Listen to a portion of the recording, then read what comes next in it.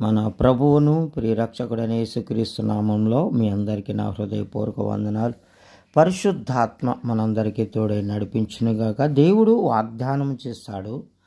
ఆయన వాగ్దానం చేస్తూ ఇట్లా ఒట్టు పెట్టుకొని ఆయన వాగ్దానం చేస్తాడు. హెబ్రీయులకు రాసిన పత్రిక 6వ అధ్యాయం 13వ వచనంలో దేవుడు అబ్రహామునకు వాగ్దానము చేసినప్పుడు తనకంటే ఏ గొప్పవాని తోడు అని ప్రమాణము చెయ్యలేక పోయెను కనుక తన తోడు అని ప్రమాణం చేసి నిశ్చయముగా నేను నిన్ను ఆశీర్వదింతును, నిశ్చయముగా నిన్ను విస్తరింపజేసేదను అని చెప్పెను. నమ్మెను. అబ్రహాము నమ్మాడు. ఆ మాటకు ప్రభు చెప్పినటువంటి మాటను అబ్రహాము నమ్మి ఆయన తల్లిదండ్రులను, అక్కజెలను, అన్నదమ్ములను సమస్తమును విడిచి ఆయన మాట విని స్వదేశాన్ని విడిచిపెట్టి వచ్చినట్టుగా ఆయన మాట ప్రకారంగా చూడండి. ప్రభు తన తోడని, గొప్పవాడు ఇంకా లేడని, ఆయనే గొప్పవాడని ఒట్టి పెట్టుకుని మరి అబ్రహాముకు వాగ్దానం చేసినట్టుగా మనం చూస్తున్నాం. 12వ అధ్యాయంలో, ఆదికాండం 12వ అధ్యాయంలో ఆయన సెలవిస్తున్నాడు, యెహోవా నీవు లేచి ఈ దేశము నుండి, నీ బంధువుల యొద్ద నుండి, నీ తండ్రి ఇంటి నుండి బయలుదేరి నేను నీకు చూపించు దేశమునకు వెళ్ళుము.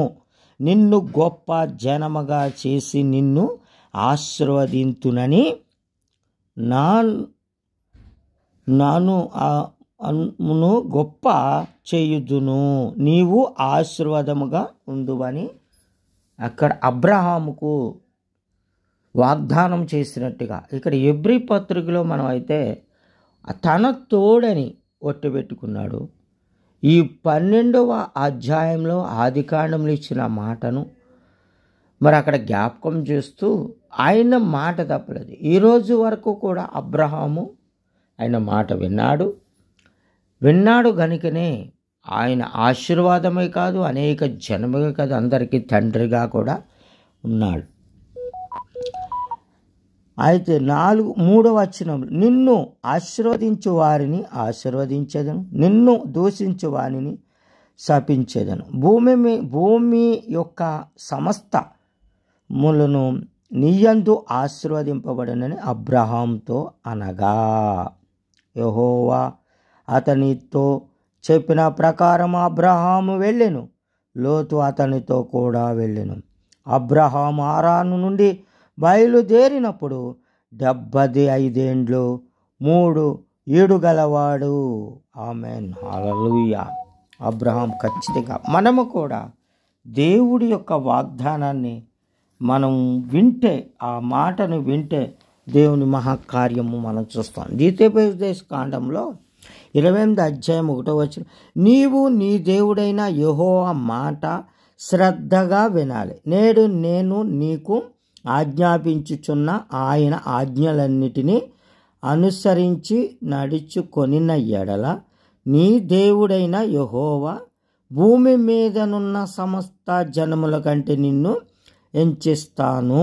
నీవు నీ దేవుడైన యెహోవా మాట వినిన ఎడల ఈ దీవెనలన్నీ నీ మీదకి వచ్చి నీకు ప్రాప్తించును. ఎప్పుడైతే దేవుని మాట మనం వింటామో, ఆయన మాట ప్రకారం మనం ప్రవర్తిస్తూ నడుస్తామో, ఆయన నమ్మదగిన దేవుడు గనక ఆయన వాగ్దానం మనకు చేస్తాడు. ఆ వాగ్దానాన్ని మన జీవితంలో నెరవేర్చేవాడు.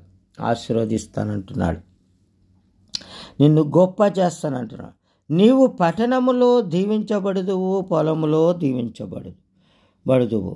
నీ గర్భఫలము, నీ భూఫలము, నీ పశువుల మందలు, నీ దుక్కుటెద్దులు, నీ గొప్ప మేకలు మందలు దీవింపబడును. ఆమేన్. సమస్తమును ఆయన చేయగలిగినటువంటి సామర్థ్యం కలిగినాడు. అయితే మనం ఆయన మాటను శ్రద్ధగా వినాలా.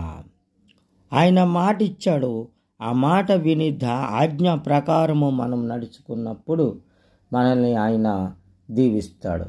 అయితే నడుచుకుంటే సరిపోతుందా అంటే విశ్వాసము, ఆయన చేస్తాడని విశ్వాసము గట్టిగా మనకు ఉన్నప్పుడు ఆయన తప్పకుండా మన పట్ల చేస్తాడు. మన విశ్వాసముతో నమ్మకంతో ఉంటే కార్యం చేస్తాడు.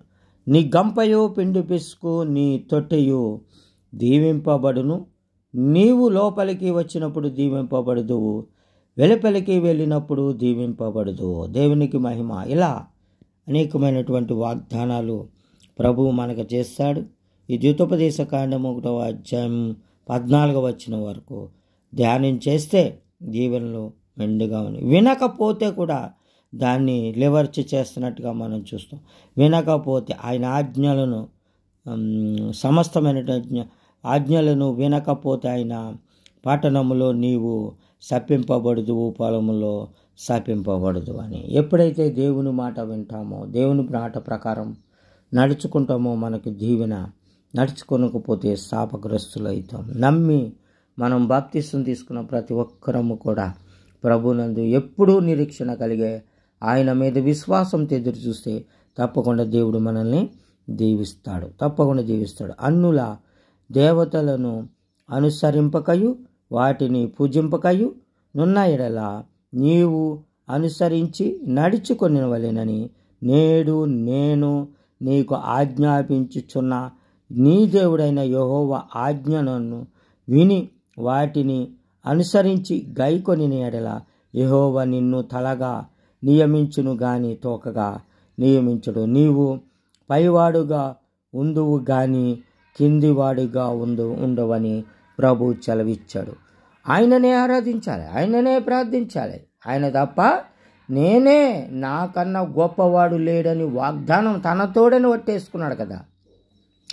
దేవుడు తన తోడని ఒట్టేసుకున్నప్పుడు మనం ఇంకా లోకానుసారంగా ఆలోచిస్తే, లోకం వైపు చూస్తే మనకన్నా భ్రష్టుడు లేడని ప్రభు చెప్తున్నాడు.